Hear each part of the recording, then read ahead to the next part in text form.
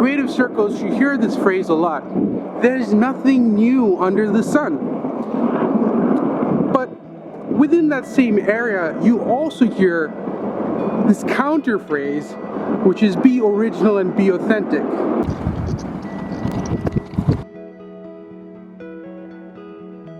Which begs the question, if there's nothing new under the sun,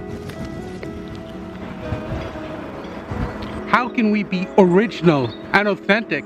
The pressure begins to mount and sometimes even cripples us, so we never finish that project we started.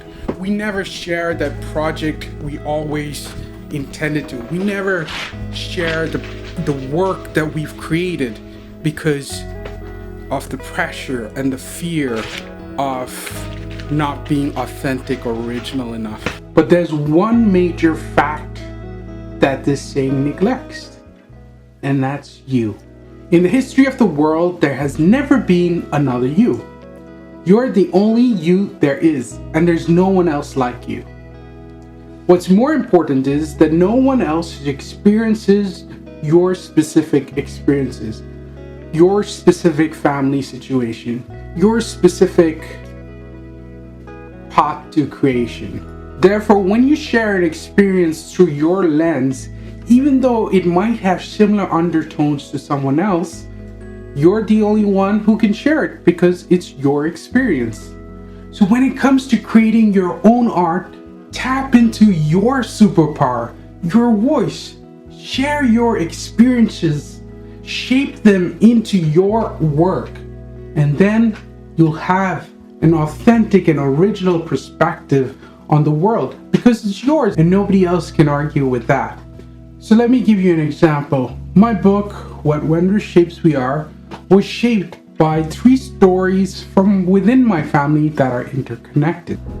So it was summer, and as my kids are half Indian, half Irish, when my daughter was out playing with the neighborhood kids, one of the kids comes up to her, notices that she's tanned, and says, "You're black." And she immediately responds with, "No, my daddy's chocolate, my mommy's vanilla, and I'm caramel." Yes, it's cute and funny, but this got me thinking about my own experiences growing up in India. And you would think a nation full of brown people wouldn't be racist, but it's ironic that I got teased for being too dark. And then there's the story of my wife, who battled with both bulimia and anorexia because of an unhealthy image that the media projected of what you should look like. And so the combination of these 3 stories was swirling in my head, and I started thinking, okay, how do I tell or how do I speak about this with my children? How do I talk to them without getting heavy about this idea of race, etc.? And I also started thinking maybe this is a conversation that other parents are struggling to have as well. And so that was the birth of What Wondrous Shapes We Are. And so the book uses the premise of shapes to talk about the fact that we all come in different body shapes, body sizes, and colors. But in the end, we're all people. So this experience and this story was mine authentically to share. And by honing in on that experience and then also looking at the broader aspect of, yes, the undertone is that other people are also facing a similar problem. Not my specific experience, but similar to mine. And perhaps they can benefit from my experience.